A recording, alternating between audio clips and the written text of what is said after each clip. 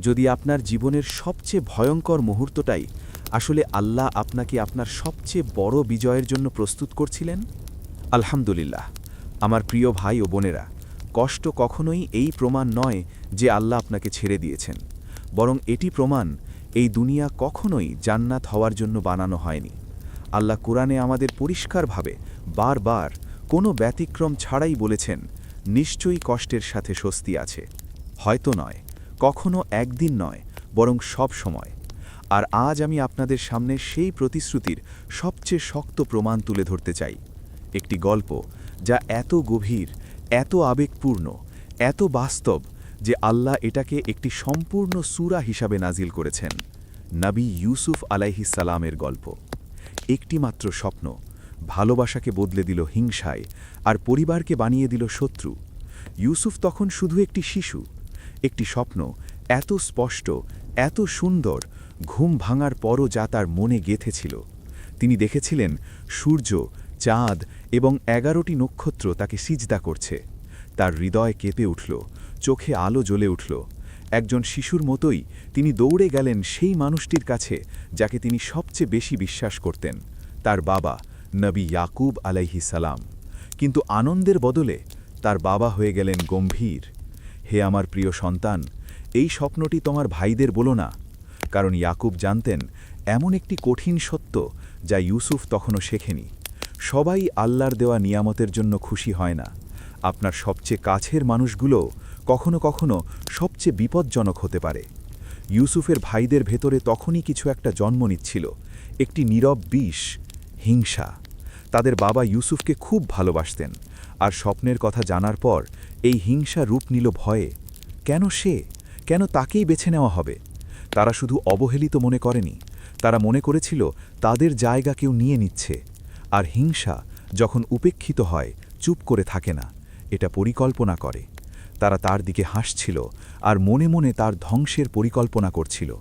একদিন ভাইয়েরা বাবার কাছে এলো মিষ্টি কথায়, ইউসুফকে আমাদের সাথে যেতে দাও, আমরা খেলব, আমরা তাকে রক্ষা করব।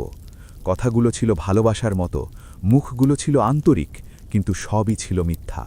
তারা ইউসুফকে অনেক দূরে নিয়ে গেল, আর সেখানেই সত্য প্রকাশ পেল। কেউ বলল তাকে মেরে ফেলি, কেউ দ্বিধা করল। অবশেষে একজন বলল, মেরে ফেলো না, ওকে কুয়ায় ফেলে দাও।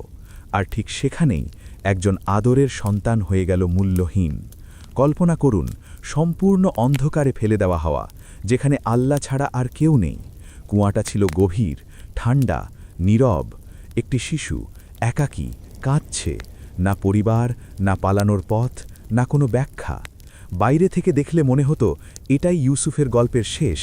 কিন্তু এখানে একটি সত্য আছে যা আমরা প্রায়ই ভুলে যাই। যখন সবাই আপনাকে ছেড়ে যায়, আল্লাহ তখনও থাকেন। আর সেই অন্ধকারেই আল্লাহ পরবর্তী অধ্যায় লিখে ফেলছিলেন।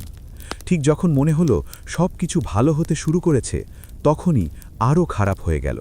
একটি কাফেলা যাচ্ছিল, একটি বালতি নামানো হলো। ইউসুফ উপরে উঠলেন। আলো, আশা, স্বস্তি, এক মুহূর্তের জন্য স্বস্তি। তারপর তাকে বাজারে বিক্রি করা হলো। অতিথি হিসাবে নয়, পরিবার হিসাবে নয়, পণ্যের মতো, কুয়া থেকে দামের ট্যাগে। কিন্তু আল্লাহ তাকে মিশরের এক ক্ষমতাবান ব্যক্তির ঘরে পৌঁছে দিলেন। কারণ আল্লাহ কখনোই আপনাকে কষ্ট থেকে সরান না উদ্দেশ্য ছাড়া।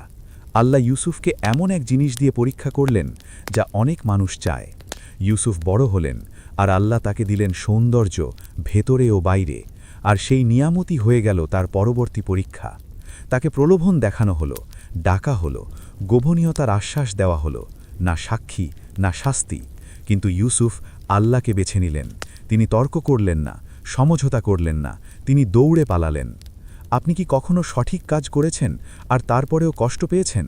ইউসুফের বিরুদ্ধে মিথ্যা অপবাদ দেওয়া হলো, তার নাম কলঙ্কিত করা হলো, তার সত্য উপেক্ষা করা হলো, আর তাকে কারাগারে পাঠানো হলো। কোনো অপরাধের জন্য নয়, বরং আনুগত্যের জন্য। একবার ভেবে দেখুন, কখনো কখনো সঠিক কাজ করাই জীবনকে আরও কঠিন করে, ভালো হওয়ার আগে।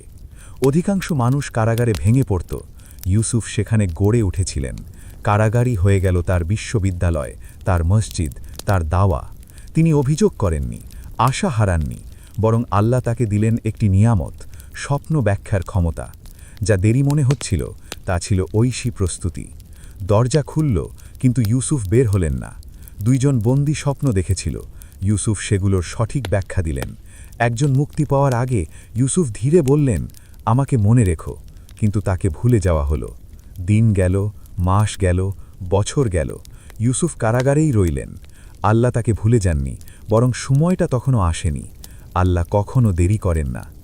এক রাতে মিশরের বাদশাহ একটি স্বপ্ন দেখলেন, কেউ তার ব্যাখ্যা দিতে পারল না। 7 বছর প্রাচুর্য, 7 বছর দুর্ভিক্ষ।